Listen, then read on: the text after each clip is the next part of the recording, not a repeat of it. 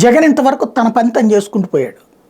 అయితే ఇప్పుడు అసలు పరీక్ష ఏంటంటే, సరే సునీత స్టేట్మెంట్లో, షర్మిల అగెనిస్టో, లేదంటే కనుక మధ్యలో మాట్లాడుతున్నటువంటి ఇప్పుడు తాజాగా పీకే స్టేట్మెంట్లో, ఇవి కాదు అతనికి అసలు పరీక్ష.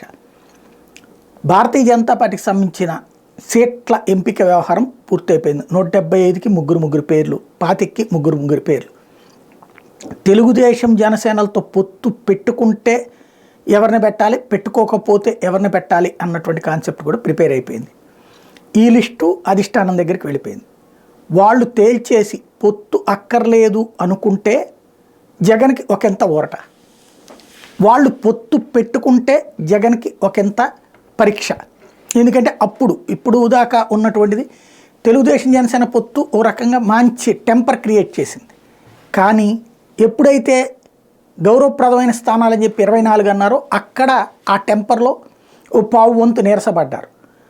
ఆ తర్వాత వచ్చేటప్పటికి ఎప్పుడైతే పవన్ కళ్యాణ్ తాడేపల్లిగూడెం సభ ఊపు తేవడం కంటే ఊపుని దెబ్బతీసింది, ఎప్పుడైతే ఆయన మాకెక్కడుంది సీన్ అని చెప్పుకొచ్చారో విపరీతమైన నైరాశ్యం, దాదాపుగా ఇంకో 20% దెబ్బతిన్నట్టయింది.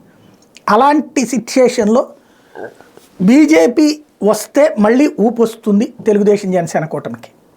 ఎందుకంటే అదిగో విన్నింగ్ ఛాయిస్, లేకపోతే 2 రాష్ట్రాల్లో ఇది ఎక్కడక్కడ పాలన, ఇట్లాంటి కాన్సెప్ట్ అంతా డబుల్ ఇంజిన్ సర్కార్ లాంటిది మూవ్ చేయొచ్చు. అప్పుడు మళ్ళీ ఈ బలహీనత ఇప్పటికే ఆ బలహీనతలు ఆ రెండింటిని అధిగమించడం కోసమే సునీతను ముందుకు తెచ్చారు. అంటే ఎప్పటికప్పుడు ఎత్తులు పై ఎత్తులే, అక్కడ మా దెబ్బల్లా ఇక్కడ ఇంకో ఎదురు దెబ్బ జగన్ కొడుతూ వచ్చారు, సునీతదో పీకేనో ఇట్లాంటి.